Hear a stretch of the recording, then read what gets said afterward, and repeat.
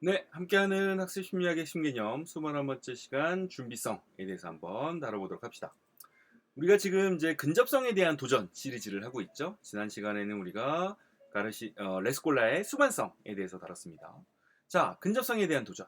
고전적 조건 형성을 연합의 법칙만으로 설명할 수 있는가에 대한 문제죠. 그래서 1960년대, 그러니까 1966년도 이전까지는 고전적 조건 형성이 생각 없이 자동적으로 이루어지는 과정, 그리고 근접성만 충족되면 두 사상들이 자동적으로 연합이 이루어진다라고 생각을 했다고 했어요. 그래서 행동주의는 뭐 50년대, 뭐 특정한다면 54년도 지금 끝났지만 그 이후에도 이 고전적 조건 형성이라는 학습 과정은 아주 단순하고 자동적인 과정이라 생각을 했었다는 거죠. 근데 66년도에 바로 당시로서는 EU 심리학 학술지였던 사이코노믹 사이언스의 레스콜라가 수반성의 개념, 그리고 가르시아가 준비성의 개념으로 논문을 게재했고, 그 뒤 3년 뒤에 카민이라고 하는 심리학자가 차폐라는 개념을 제안하면서 바로 근접성만 가지고는 고전적 조건 형성이 이루어질 수 없다라는 사실을 증명합니다. 물론 이제 우리가 나중에 또 다루겠지만 고전적 조건성이라는 것이 생각 없이 자동적으로 이루어지는 과정도 분명히 존재하고, 그리고 이렇게 어떤 예언 가능성 또는 고차원적인 인지 과정이 관여하는 과정도 분명히 존재합니다. 어쨌든 이 레스콜라, 가르시아, 카미는 고전적 조건 형성이라는 것이 꼭 자동적으로 이루어진 것만은 아닐 수 있다라는 사실을 실험을 통해서 증명했다라고 생각하면 되는 거죠. 자, 그럼 우리가 준비성에 대한 개념을 한번 다뤄보도록 합시다. 우선 파블로프 이야기를 한번 살펴보도록 하죠. 파블로프는 이렇게 얘기를 했다고 해요. 의도적으로 선택된 어떤 자연현상도 조건 자극이 될 수 있다. 어떠한 시각 자극, 어떤 원하는 소리, 그리고 어떤 냄새, 그리고 어느 부위의 피부 자극이라도 조건 자극이 될 수 있다. 즉 무슨 얘기예요? 근접성만 충족되면 어떠한 자극이라도 조건 형성이 연합이 이루어진다라고 생각을 했던 거죠. 거기에 가르시아가 바로 도전을 한 겁니다. 바로 어떤 개념으로? 준비성에 대한 개념으로. 자, 준비성이란 어떤 자극끼리는 연합이 될 준비가 잘 되어 있는 반면 어떤 자극들은 연합이 될 준비가 되어 있지 않다는 의미예요. 요건 이제 셀리그만이 실제로는 이 가르시아가 준비성이란 말을 쓴 건 아니고 이 셀리그만이 이 가르시아의 논문을 보고 이게 준비성이야 라는 개념을 제안한 겁니다. 그래서 어떤 자극끼리는 마치 연합이 잘 돼. 마치 준비가 되어 있는 것처럼. 근데 어떤 자극은 아무리 이 근접성을 갖다 놔도 근접해도 연합이 잘 이루어지지 않아. 마치 준비가 안 된 것처럼. 그래서 이제 준비성이라는 개념을 셀리그만이 제안한 거죠. 물론 이 실험은 가르시아가 한 겁니다. 그래서 어떤 CS-US 조합보다 다른 CS-US 조합이 연합할 준비가 더 잘 되어 있다는 거죠. 그래서 가르시아와 코엘링은 근접하는 어떠한 사상도 연합될 것이라는 가정에 도전을 한 거예요. 자, 그래서 가르시아 코엘링 논문에 아주 재밌는 이야기가 써 있습니다. 바로 이제 이 쥐의 먹이 수중 현상에 대한 이야기인데, 자, 쥐의 먹이 수중 현상은 뭐냐면, 쥐는 특정한 맛이나 냄새가 나는 음식을 먹은 후에 배탈이나 구역질을 한 이후에는 절대로 똑같은 냄새나 맛을 꺼려 한다고 해요. 그러니까 요거 이제 바이트 샤이니스 현상인데, 이걸 저는 이제 먹이 수주붕 현상이라고 그냥 직관적으로 번역을 했어요. 이게 무슨 얘기냐면 쥐와 인류는 전쟁 중이죠. 지금도 인류가 먹이를 창고에 저장하는 그 이후부터 쥐들은 뭐야? 계속 창고를 털려고 노력해 왔겠죠. 그렇죠? 그리고 인간은 그 쥐를 방어하기 위해서, 쫓아내기 위해서 노력을 했습니다. 그래서 이제 쥐약이라는 걸 쓰기 시작한 거죠.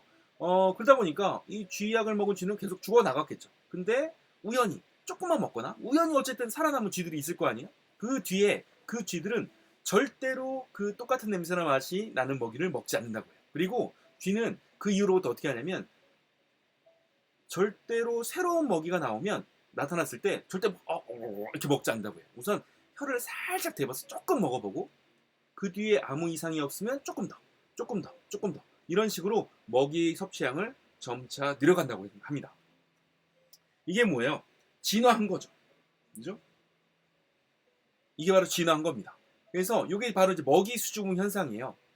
자, 그래서 여기서 이제 이 가르시아 코엘링이 이상할 점을 발견한 거죠. 뭐냐면, 그러니까 근접성의 원리에 의하면 먹이와 시공간적으로 근접했던 모든 자극과 연합이 이루어져야 되죠. 무슨 얘기냐면, 예를 들어서 그때 냄새와 맛만 근접해 있었겠어요?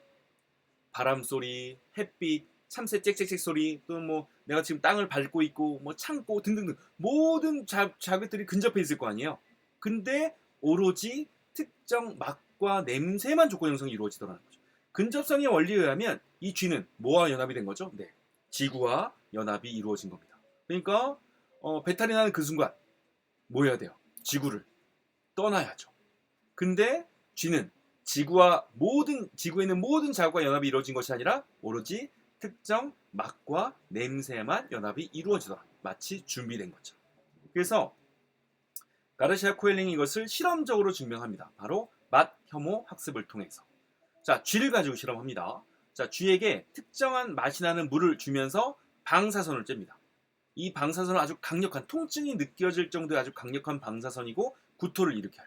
그리고 또 다른 조건에서는 불빛 소음이 나는 물을 주고 아주 강력한 방사선을 쐬고 구토를 일으키게 합니다. 자, 만일 근접성의 원리라면 이 방사선과 특정한 맛, 방사선과 불빛 소음, 구토, 물 섭취하는 과정에서 다 연합이 이루어진 거죠. 그죠? 근접해 있었던 거죠. 그러니까 모두 다 연합이 이루어져야 해요. 모든 조건에서. 근데 나중에 그 특정한 물, 그죠? 특정한 맛이 나는 물 조건에서는 이 물을 섭취하지 않습니다. 근데 불빛 소음이 나는 물은 그냥 잘 섭취하더라는 거죠. 그러니까 이 특정한 맛과 방사선 구토는 연합의 과정에 있는 반면 이 불빛 소음, 방사선 구토는 연합 과정이 발생되지 않더라는 거예요. 자, 두 번째로 이번에는 특정한 물을 주면서 전기 충격 공포입니다. 그 다음에 불빛 소음 물, 전기 충격 공포예요. 자, 만일 근접성의 원리라면 모든 조건에서 연합이 이루어져야 되죠. 근데 보면 특정한 물은 잘 섭취를 합니다. 공포를 일으키지 않았어요. 그렇죠? 근데 불빛 소음 물에서는 얘가 공포를 일으켜서 섭취를 하지 않더라는 거죠. 그렇죠? 마치 준비가 된 것처럼 불빛 소음은 공포와 연합이 잘 이루어진 거죠. 자, 그래서 고전적 조건 형성이 함께 일어난 사건들이 연결되는 단순한 과정이 아니라 그 이상의 복잡한 과정이 포함되어 있음을 증명한 겁니다. 즉, 고전적 조건 형성은 중요한 사상을 예언하는 과정에서 발생한다. 즉, 고전적 조건 형성이 근접해 있는 사상들을 무차별적으로, 무조건적으로 연합되는 게 아니라 왜 이 사건이 발생했지? 라고 쥐가 생각을 한다는, 그죠? 가정이 포함되어 있는 거죠. 그러니까 쥐는 지구를 떠날 필요가 없었던 거죠. 자, 이렇게 우리가 준비성에 대해서 한번 다뤄봤습니다. 자, 함께하는 학습심리학의 신개념 21번째 시간 준비성에 대해서 한번 다뤄봤습니다. 다음 시간에 우리가 카민의 차폐에 대해서 한번 또 다뤄보도록 하죠. 네, 수고 많았습니다.